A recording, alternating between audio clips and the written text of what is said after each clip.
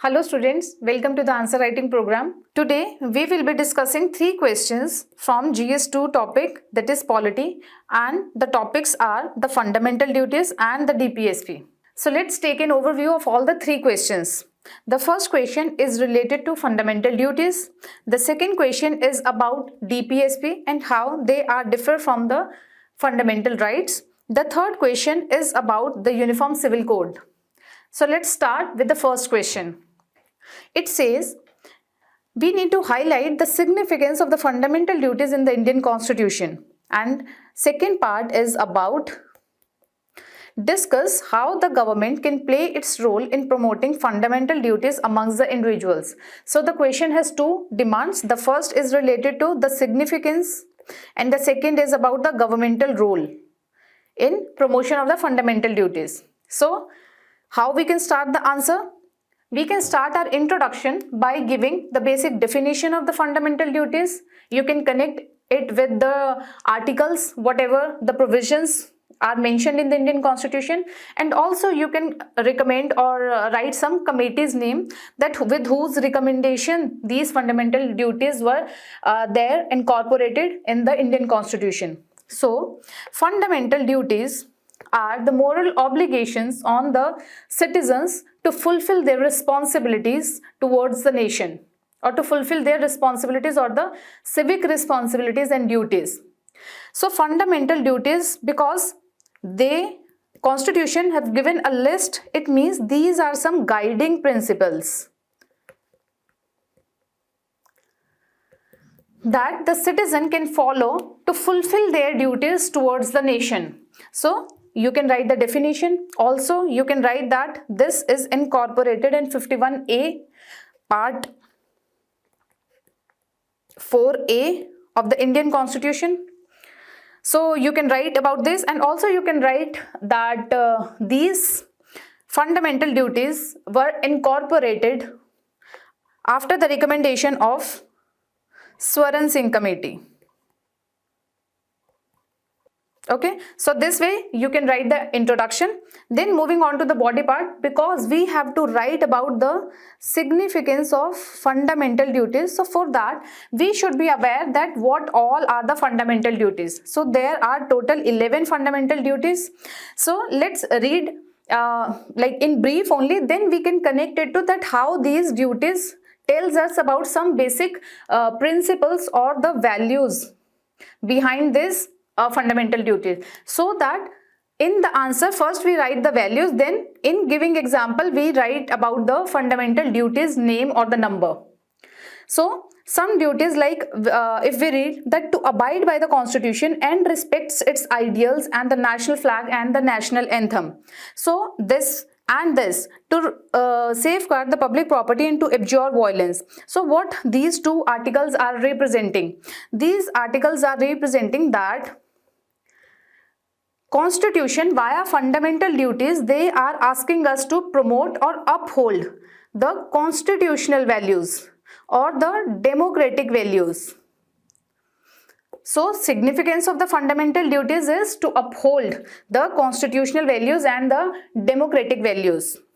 Then you can write about that fundamental duties says to uphold and protect the sovereignty, unity and integrity of India, to defend the country and render the national service when called upon to do so, and to promote the harmony and spirit of common brotherhood amongst all the people of India. Transcending means we should look beyond our self-interest and do the welfare of the people. We should live in harmony. We should promote the justice. We should promote the social or the collective well-being instead of our individual or the personal interests. So what all these values are representing? So these values are representing that they are promoting national integration and also social cohesion.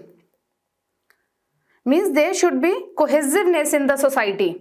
Brotherhood, fraternity should be there instead of the social unrest. So we have to fulfill our duties for that. Then comes to protect and improve the natural environment, and to develop the scientific temper and the humanism and the spirit of inquiry and reform. So what does this represent? This represents that we have to save our environment. So we have to fulfill some responsibilities. Also, this inculcates the civic responsibilities in us. The sense of citizenship, this is promoting, like sense of spirit of inquiry, spirit of reform, scientific temper, so that we should be the conscious citizens. We should promote the welfare of the nation.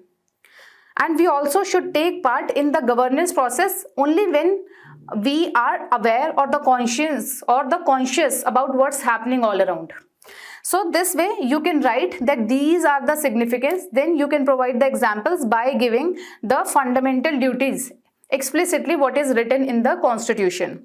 So this way you can write about the significance. Then the second part is about the government's role in promoting the fundamental duties.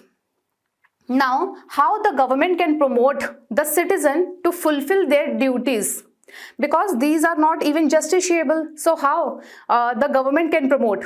So the government can promote them via enacting the laws, via putting some schemes, like via laws means like the flag code of India.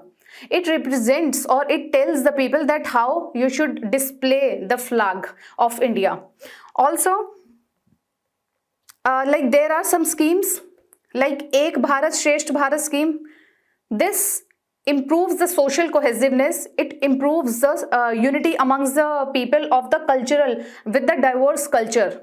So via this governmental aspects, via enacting laws, via putting some schemes, so this way you government can promote the fundamental duties, first thing.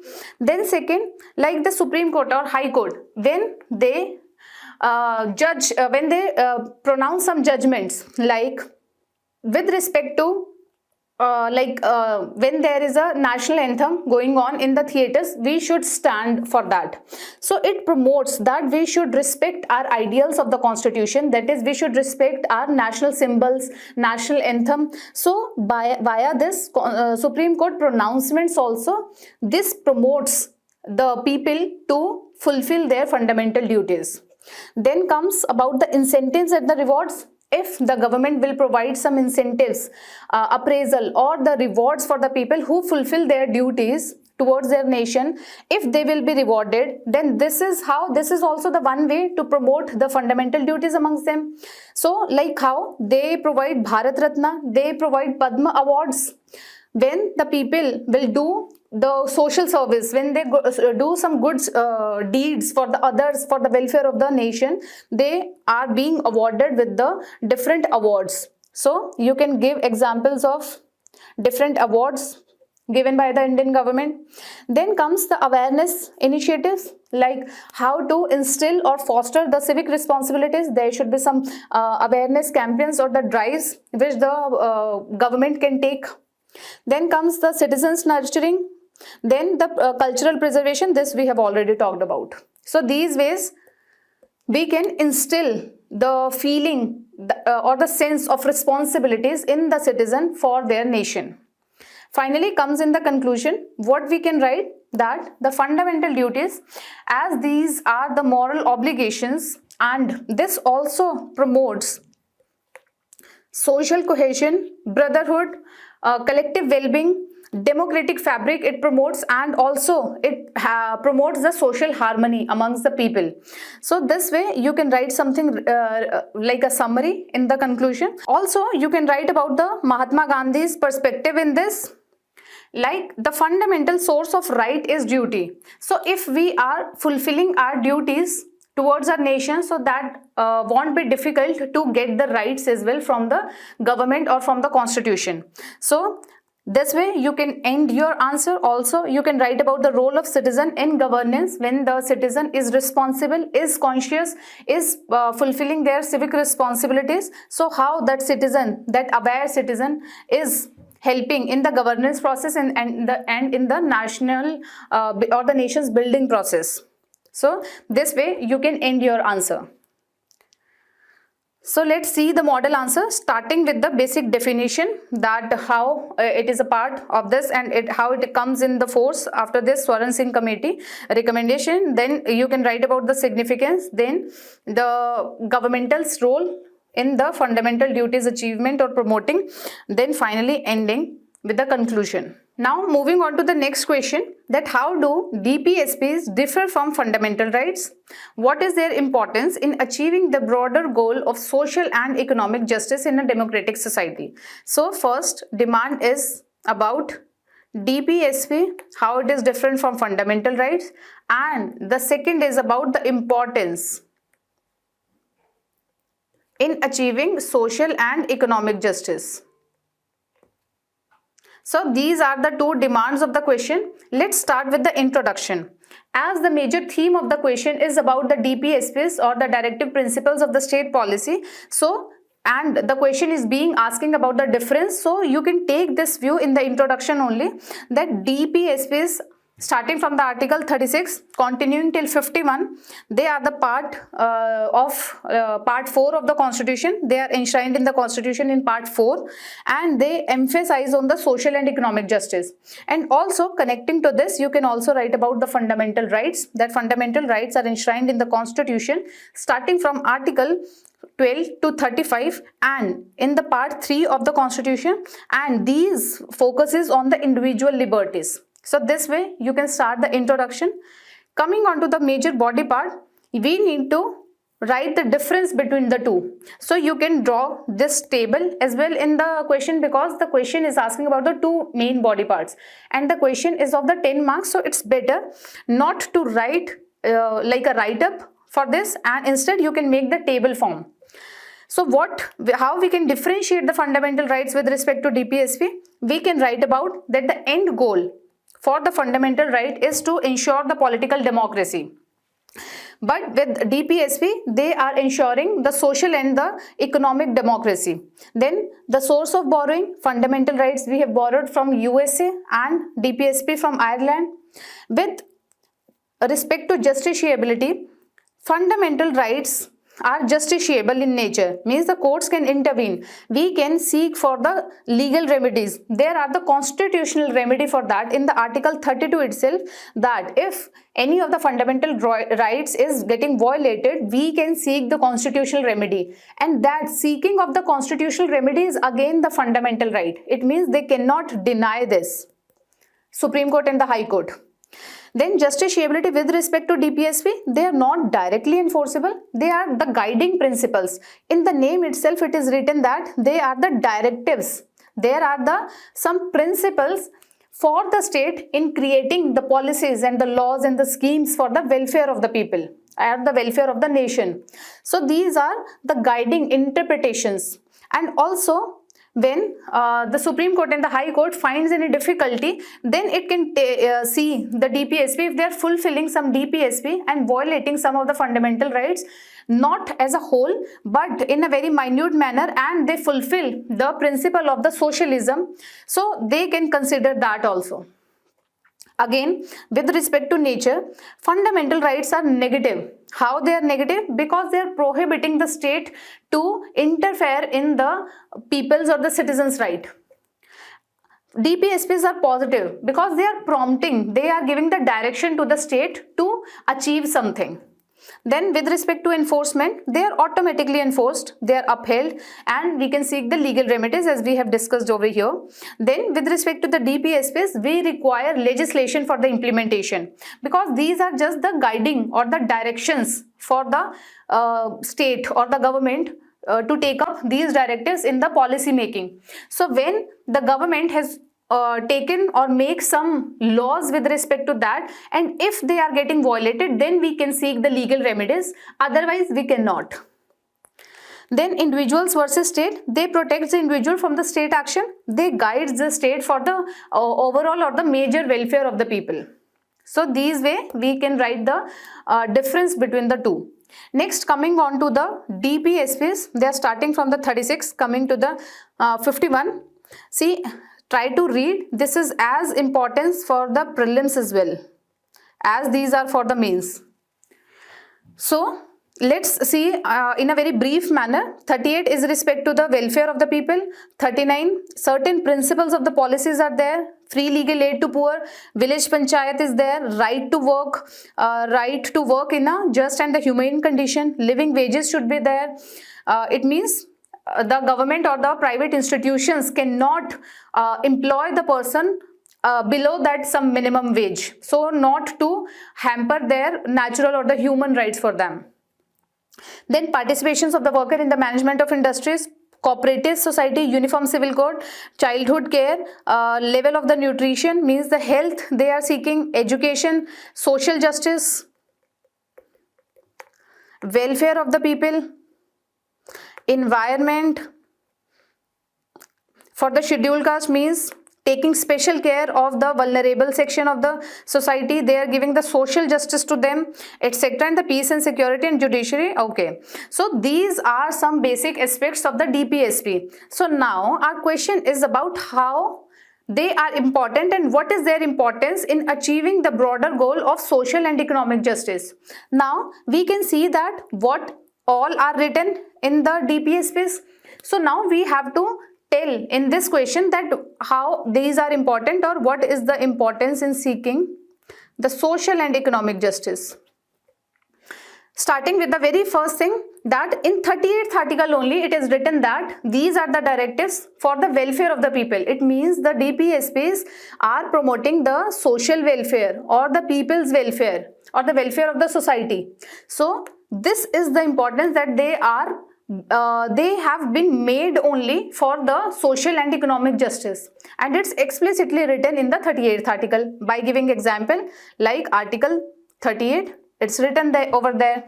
Then 39th article, in 39th article and especially 39B and C, they are told to be as like the twin pillars of the socialism, because these two articles promotes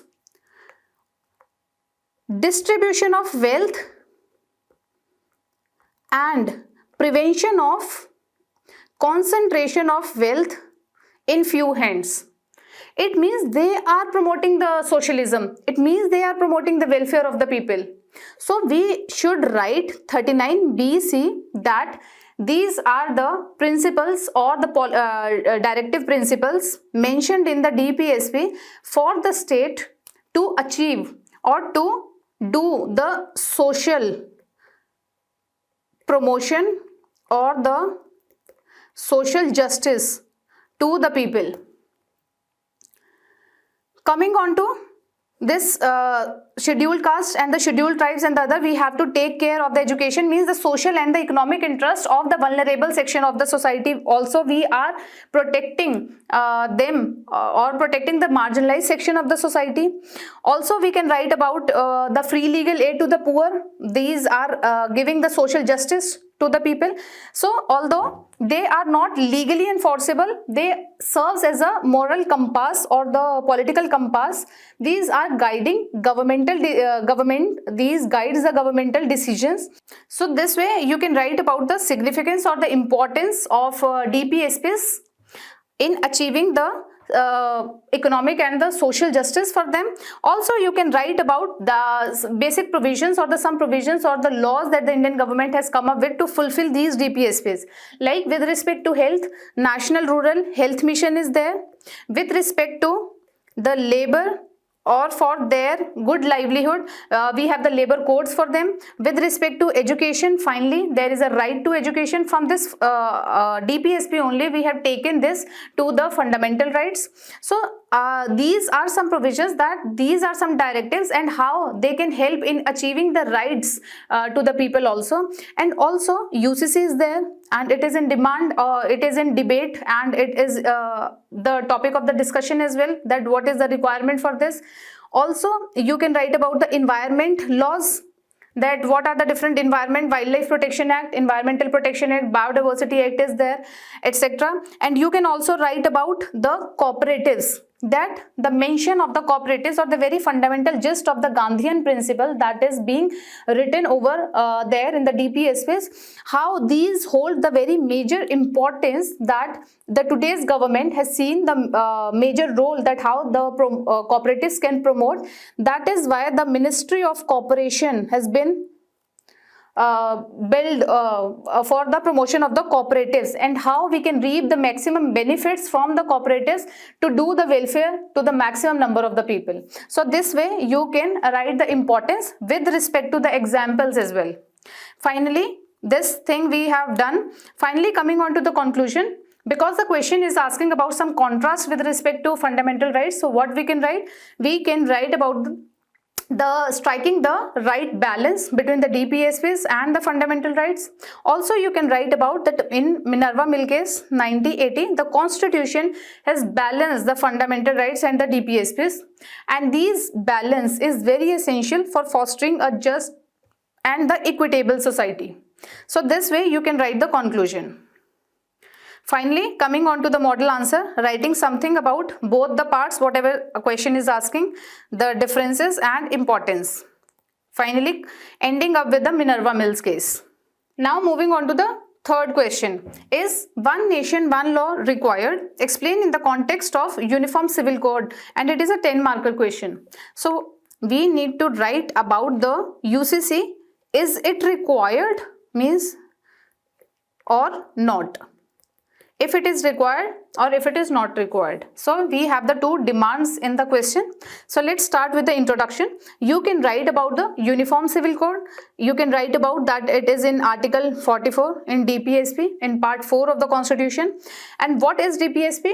It will be the Uniform Single Civil Code. It means single code or the single law that is applicable to all the sections of the society, irrespective of their religion, in the domain of marriage, divorce, adoption, custody and inheritance, so that all the people will govern by the single law only, because there are the different personal laws, some are discriminatory in nature.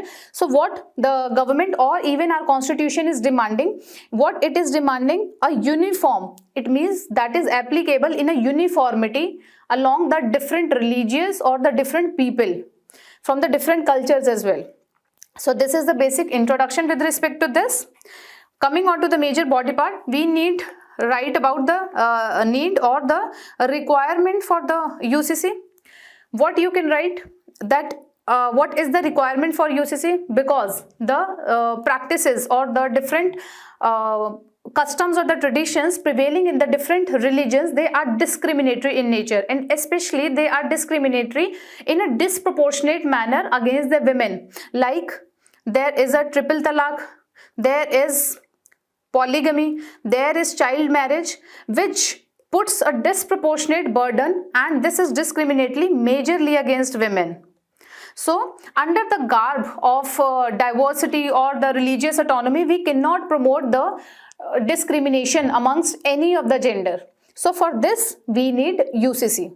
Second is about to empower the women, to promote the gender justice, we need UCC. To address the gender disparities in any of the sections of the society. Then comes with respect to secularism. There is a concept called as secularism, that the religion should be different from the legal matter, means they should be separated. It should not interfere in any of the legal matters or the civil matters, and this should be placed separately. So these civil matters or these legal matters, these should be dealt in a secular manner, and to deal with these secular activities we can come up with the common code that is known as the UCC. So to promote secularism, UCC is required, so that religion should not hamper the civil domain or the legal domain of the society. Then comes the principle of the national integration. When there is a uniformity in the law, people will also attach to the oneness or the unity of the nation, or the national integration should be promoted. because if there are the different laws, they will attach themselves to their different identities. But if there is a certain similar or the uniform law for everybody, the values or the philosophies of the oneness, philosophy of the integration, national integration would be promoted. Next comes the legal clarity and the simplicity. Simple legal processes for the citizens would be there. Okay, so this is the first part. Second part is about the challenges in implementing UCC. So the very first thing is about, it is against the diversity of the country. Diversity, like there are the different aspects of the culture with respect to the different parts of the society or the different cultures. Like marriages amongst the near ones is prohibited in the North India, but these are appreciated in the Southern India. Second thing is about, in some tribal community there is a matrilineal culture, in some there is a patrilineal. And if UCC will come into force, we have to consider everything and we have to diminish all these things, or we have to we have to come up out of all these diversities, and we should follow one norm or the one code for all these civil matters or for all these civic matters with respect to marriage, adoption and everything. So UCC will hamper or put a threat to these cultural or the religious diversities. Next is about the violation of the freedom of religion, because the civil laws in India are very intricately into the complex web. They are included or involved with the religion as well. So if we put something restrictions on the civil code, like if we come up with a UCC for the civil domain, how they will be enacting in the marriage, adoption, etc., means we are hampering their religious autonomy, because they are intricately involved with each other, the codes or the laws with respect to religion. So if we hamper one, it means we are hampering the other thing. And if we are hampering the right to religion, it means we are hampering the fundamental rights. So this is why they are the violative of the freedom of religion. Then comes about the political opposition. This is a very sensitive topic and they are subject to opposition against the constitutional principles also. Like in the Article 371, Indian government has specifically promoted the different or the cultural diversity with respect to Nagaland, Meghalaya and Mizoram. So if we'll come up with UCC, then this will be threatened. Next is about the potential for backlash. Like this is a very sensitive topic. This includes the religion part. So imposing UCC without the consensus may lead to resistance amongst the multiple sections of the society. Finally, come up with the conclusion. We can write some way forward that UCC should not be pressurized or forced. Implementation should not be there. Instead, there should be wide consultation amongst the various sections of the society and come up with the one conclusion. Or it should not be just instantaneously or abruptly. It should be when the people are ready to come up for their common cause, then only this can be implemented. Next is about the public awareness campaigns, that how this would diminishes the gender discriminatories or the gender discrimination and how it promotes the gender empowerment. Then gradual implementation should be there and personal laws codification should be there. So instead of putting everything under the one umbrella as UCC, what we can do, we can codify the personal laws so that there would be no discrimination for that particular section of the society, for that particular religion of the country. Next, you can write some cases with respect to UCC, the cases or the Supreme Court judgments where the Supreme Court has supported the formation of UCC, like Shahbano case, Sarla Mudgal case and Paulo Coutinho versus Maria Luisa Valentina Pereira in 2019. So this way you can write the conclusion as well. Finally, coming up with the model answer in the introduction, UCC, Article 44, then need for UCC, then challenges in implementing UCC, finally the way forward and writing some Supreme Court judgments or the Supreme cases with respect to Supreme Court, where Supreme Court has also been promoted for the formation or the implementation of UCC. Okay, so this was the 3 answers for today. So keep writing. Thank you and have a nice day.